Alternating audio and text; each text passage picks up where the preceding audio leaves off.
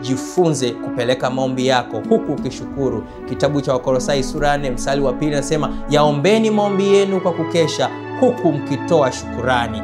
Omba baraka za Bwana, shukuru kwa lile ambalo umelipokea, afya njema, shukuru kwa ajili ya watoto, shukuru kwa ajili ya ajira, shukuru kwa ajili ya mambo makubwa ambayo Mungu anakutendea. Na hapo ndipo utaona kumbe utajiri si kitu.